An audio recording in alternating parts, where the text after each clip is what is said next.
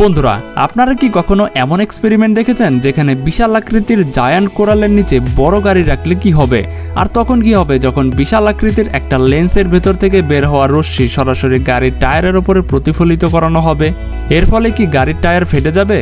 আর হ্যাঁ বন্ধুরা, যদি কোনো হাইড্রোলিক প্রেসের নিচে একটা গ্রেনেড রাখা হয় তাহলে কি এই গ্রেনেড হাইড্রোলিকের চাপে ব্লাস্ট হয়ে যাবে, নাকি হাইড্রোলিক প্রেসের চাপে সেখানে আগুন ধরে যাবে? তো বন্ধুরা, আজকের এই ভিডিওতে আমি আপনাদের এমন কিছু এক্সপেরিমেন্ট দেখাবো যেগুলো আপনি ইতিপূর্বে কখনোই দেখেননি। তাই আর কথা না বাড়িয়ে চলুন ভিডিওটি শুরু করা যাক। Hydrophobic material. বন্ধুরা, এটা এমন এক ধরনের ম্যাটেরিয়াল যেটা দিয়ে যা কিছুই তৈরি করা হবে সে জিনিস আর কখনোই অপরিষ্কার হবে না। আপনি যতই চেষ্টা করুন সেটা অপরিষ্কার বা নোংরা আপনি করতে পারবেন না। উদাহরণস্বরূপ আপনারা এখন এই ভিডিওটাই দেখে নিন। এখানে দুইজন ব্যক্তিকে দাঁড় করানো হয়েছে আর তাদের দুইজনের শরীরের উপরে নোংরা এবং অপরিষ্কার পানি ঢেলে দেওয়া হয়। আর তাদের দুইজনের ভেতরে একজন পরনে ছিল সাধারণ কাপড়, অপরজন পরেছিল হাইড্রোফোবিক ম্যাটেরিয়াল দিয়ে তৈরি কাপড়।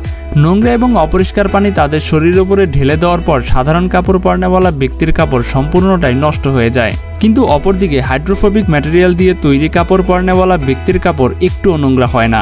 তেমনইভাবে এখানে আপনারা দেখতে পাচ্ছেন দুটি ব্লক রাখা হয়েছে। একটা ব্লকে সাধারণ কংক্রিট ব্যবহার করা হয়েছে, অপর ব্লকে হাইড্রোফোবিক ম্যাটেরিয়াল লাগানো হয়েছে, যার ফলে আপনারা দেখতেই পাচ্ছেন রংযুক্ত পানি সাধারণ কংক্রিটের দাগ তৈরি করলেও হাইড্রোফোবিক ম্যাটেরিয়াল লাগানো ব্লকে একটুও দাগ লাগেনি। আবার যখন এখানে দুটো গ্লাভস পানিতে ভেজানো হয় তখন একটা গ্লাভস সম্পূর্ণ পানিতে ভিজে গেলেও হাইড্রোফোবিক ম্যাটেরিয়াল লাগানো গ্লাভস একটুও ভিজে না। এরপর যখন দুটো গ্লাভস নোংরা পানিতে ডুবানো হয় তখন সাধারণ গ্লাভসে ময়লা দাগ পড়ে যায়, কিন্তু হাইড্রোফোবিক ম্যাটেরিয়াল লাগানো গ্লাভস একদমই পরিষ্কার থাকে। এমনকি এই গ্লাভসের উপরে তেল লাগানো হলেও এর খুব বেশি পরিবর্তন দেখা যায় না।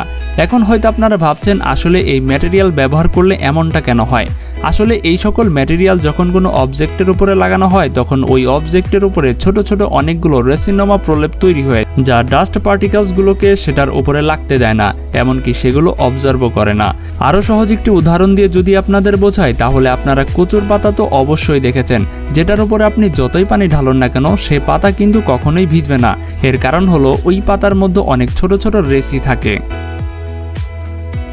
আপনি আপনার বাসায় দীর্ঘদিন ধরে একটা কুকুর লালন পালন করছেন। কুকুরটিকে আপনি অনেক ভালোবাসেন এবং কুকুর আপনাকে অনেক ভালোবাসে। এমন অবস্থায় যদি আপনি সেই কুকুরকে আপনার বাসা থেকে অনেক দূরে কোথাও অচেনা জায়গায় রেখে আসেন তাহলে দেখবেন রাস্তা অজানা হওয়া সত্ত্বেও কুকুরটি ঠিকই আপনার বাসায় ফিরে এসেছে। কখনো কি কল্পনা করেছেন প্রাণীরা এভাবে পথ হারিয়ে ফেললেও কিভাবে তার মালিকের বাসায় ফিরে আসে?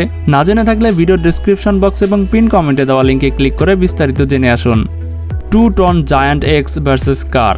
বন্ধুরা, তখন কি হবে যখন বিশাল আকৃতির একটা কুড়ালের নিচে বড় একটি গাড়ি রাখা হবে? এই কুড়াল কি পারবে গাড়িটিকে দুই টুকরো করতে, নাকি পারবে না? চলুন এই ভিডিওতে দেখে নেওয়া যাক। যাই হোক, এই এক্সপেরিমেন্টের শুরুতে জায়ান্ট কুড়ালের নিচে আগুন নেভানো ছোট সিলিন্ডার রাখা হয়েছিল। তারপর যখনই কুড়ালটিকে সিলিন্ডারের উপরে ছেড়ে দেওয়া হয় তখন সিলিন্ডারের ভেতরে থাকা গ্যাস সাথে সাথে ব্লাস্ট হয়ে বাইরে বেরিয়ে যায়। আমরা যদি এখন এটা স্লো মোশনে দেখি তাহলে আপনারা দেখতে পাচ্ছেন এই কুড়ালটি সিলিন্ডারকে মাঝখান থেকে দুই টুকরো করে কেটে ফেলতে পেরেছিল। তারপর এই জায়ান্ট কুড়ালের নিচে যখন বড় একটি টেলিভিশন রাখা হয় আর কুড়ালটি টেলিভিশনের উপরে ছেড়ে দেওয়া হয় তখন এটাও মাঝখান থেকে সম্পূর্ণরূপে কেটে দুই টুকরো হয়ে যায়। তো বন্ধুরা, বুঝতেই পারছেন কুড়ালটি কতটা ধারালো এবং ভয়ঙ্কর হতে পারে। যাই হোক, এরপরে যখন এই কুড়ালের নিচে বড় একটি গাড়ি রাখা হয় আর যখন কুড়ালটি ওই গাড়ির উপরে ছেড়ে দেওয়া হয় তখন গাড়িটি সম্পূর্ণরূপে তছনছ হয়ে যায়। Magnetic slime. বন্ধুরা, এটা এমন এক ধরনের স্লাইম যেটার কাছে আপনি যদি কোনো ম্যাগনেট নিয়ে আসেন তাহলে এই স্লাইম ম্যাগনেটের সাথে অ্যাট্রাক্ট হতে থাকে। বন্ধুরা, এখন আপনারা এই এক্সপেরিমেন্ট থেকে অবাক হতে পারেন, এটাই স্বাভাবিক। আর আপনার কাছে মনে হতে পারে আরে ভাই, এটা আবার কেমন জাদু যেটা ম্যাগনেটের দিকে এই স্লাইম অগ্রসর হতে থাকে। আসলে স্লাইম বানানোর জন্য অনেক জিনিস ব্যবহার করা হয়, যেমন ফেভিকল, পানি এবং অনেকগুলো ধাতুর ছোট ছোট পার্টিকেল মেশানো হয়ে থাকে, যেটার মধ্যে লোহা এবং ম্যাগনেটের ছোট ছোট পার্টিকেল থাকে, যার কারণে যখনই এই স্লাইমের কাছে কোনো ম্যাগনেট আসে তখন এটা এভাবে আকর্ষণ করতে থাকে। বন্ধুরা, ভিডিওগুলো কেমন লাগছে আপনাদের কাছে? আর হ্যাঁ, চ্যানেলটি কিন্তু সাবস্ক্রাইব করতে ভুলবেন না। Hydraulic press versus grenade. বন্ধুরা, হাইড্রোলিক প্রেস সম্পর্কে হয়তো আপনারা ইতিমধ্যে অনেক কিছুই জেনে গেছেন। এটার নিচে আপনি যত শক্ত বা মজবুত জিনিস রাখেন না কেন সেগুলো একদমই ভেঙে টুকরো টুকরো করে দিতে পারে। যেমন আমরা কোনো জিনিস সোজা বা লোহা সমান করার জন্য হ্যামার ব্যবহার করি, সেই হ্যামারটিকেও যদি আপনি হাইড্রোলিক প্রেসারের নিচে রাখেন এবং হাইড্রোলিক প্রেস দিয়ে চাপ দেন, তাহলে একটা সময় দেখবেন এই হ্যামারটাও একদমই চ্যাপ্টা হয়ে গেছে। এমনইভাবে যদি আপনি অনেকগুলো পেপার একত্র করে হাইড্রোলিক প্রেসারের নিচে নিয়ে গিয়ে চাপ দেন, তাহলে পেপারগুলো একটার সাথে আরেকটা এমনভাবে শক্তভাবে লেগে যাবে যেন মনে হবে কোনো ফেভিকল আঠা দিয়ে আপনি পেপারগুলো একটার সাথে আরেকটা লাগিয়ে দিয়েছেন। আর আপনার কাছে মনে হবে এটা কোনো পেপার না, যেন কোনো পাথর। এমনইভাবে এই হাইড্রোলিক প্রেসারের নিচে যখন একটা গ্রেনেড রাখা হয় এবং হাইড্রোলিক প্রেস দিয়ে চাপ দেওয়া হয়, তখন এই গ্রেনেড সাথে সাথে ব্লাস্ট হয়ে যায়। Handmade giant match box. বন্ধুরা, আপনারা কি কখনো এত বড় ম্যাচের কাঠি দেখেছেন যেটার মধ্যে বিশাল আকৃতির শুধুমাত্র 5টা কাঠি দেখা যাচ্ছে? এখন এই ম্যাচ বক্স দেখে আপনার কাছে ফেক বলে মনে হতে পারে, কিন্তু অ্যাকচুয়ালি এটা রিয়েল ম্যাচ বক্স। এটা বানানোর জন্য সর্বপ্রথম বড় একটি লাকড়ি নেওয়া হয়, আর সেই লাকড়ির মাথায় রশি দিয়ে এভাবে বেঁধে দেওয়া হয় এবং তার উপরে ম্যাচ বক্সে ব্যবহার করা বারুদ লাগিয়ে দেওয়া হয়। এমনইভাবে প্রত্যেকটা জায়ান্ট ম্যাচের কাঠি তৈরি করা হয়। পাশাপাশি এই কাঠ দিয়ে বড় একটি ম্যাচ বক্সও তৈরি করা হয়। যাই হোক, পরবর্তীতে যখন সেই ম্যাচ বক্স থেকে বড় একটি কাঠি বের করে, নর্মাল ম্যাচ বক্স কাঠি দিয়ে যেভাবে আগুন ধরানো হয় সেভাবেই এখানে আগুন ধরানোর চেষ্টা করে, আর সাথে সাথে সেখানে আগুনও লেগে যায়। পরবর্তীতে আগুন ধরা সেই ম্যাচের কাঠি দিয়ে ম্যাচ বক্সে থাকা বাকি কাঠিগুলোতেও আগুন ধরিয়ে দেওয়া হয়। জায়ান্ট লেন্স ভার্সেস কার টায়ার। বন্ধুরা, তখন কি হবে যখন বড় একটি লেন্স থেকে বের হওয়া সূর্যের প্রতিফলিত রশ্মি টায়ারের উপরে প্রতিস্থাপন করা হবে। যাই হোক, এই এক্সপেরিমেন্টটি করার জন্য সর্বপ্রথম বড় লেন্স থেকে বের হওয়া সূর্যের প্রতিফলিত রশ্মি আইফোনের উপর প্রতিস্থাপন করা হয়। আশা করি আপনারা এই বিষয়টি হয়তো সকলেই জানেন যে সূর্যের প্রতিফলিত রশ্মি লেন্সের উপরে পড়ার পর সেখান থেকে যে কিরণ তৈরি হয় সেটা এতটাই তাপ উৎপন্ন করে যে সেটা যে কোনো জিনিসকে পুড়িয়ে ফেলতে সক্ষম।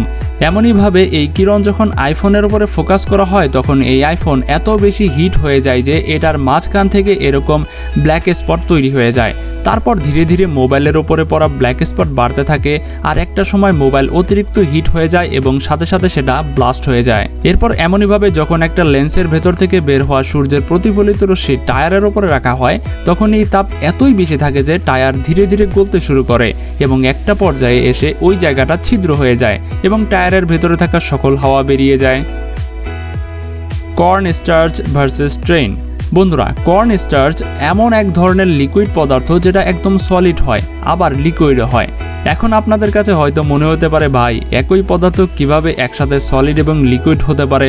তাহলে আমি আপনাদের বলে দিই, যদি এই লিকুইডের ওপর আপনি অনেক ফোর্স নিয়ে ঘুষি মারেন, তখন এটা একদম সলিডের মতো রিয়্যাক্ট করবে, কিন্তু যখন আপনি এটার উপরে একদম আলতোভাবে হাত রাখবেন, তখন এই কর্ন স্টার্চ একদম লিকুইডের মতো কাজ করবে। তাহলে এই কর্ন স্টার্চ যখন রেল লাইনের উপরে রাখা হবে, তখন কি এটা একদম সলিডের মতো রিয়্যাক্ট করবে নাকি লিকুইডের মতো রিয়্যাক্ট করবে?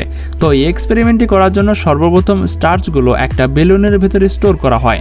তারপর ট্রেন আসার পূর্বে সেই স্টার্চ ট্রেন লাইনের উপরে রেখে দেওয়া হয়। তারপর এর উপর দিয়ে যখন ট্রেন যায়, তখন আপনারা দেখতে পাচ্ছেন এর কিরকম অবস্থা হয়ে দাঁড়ায়। তো বন্ধুরা, ভিডিওটি ভালো লাগলে অবশ্যই কিন্তু লাইক দিতে ভুলবেন না। ভিডিওটি ওভারঅল আপনাদের কাছে কেমন লেগেছে এবং কোন এক্সপেরিমেন্টটি আপনার কাছে সবচেয়ে বেশি ভালো লেগেছে সেটা কিন্তু অবশ্যই আমাদের কমেন্টে জানাবেন। দেখা হচ্ছে পরবর্তী পর্বে মজার একটা এপিসোড নিয়ে। আজকের মতো এখানেই বিদায়। আল্লাহ হাফেজ।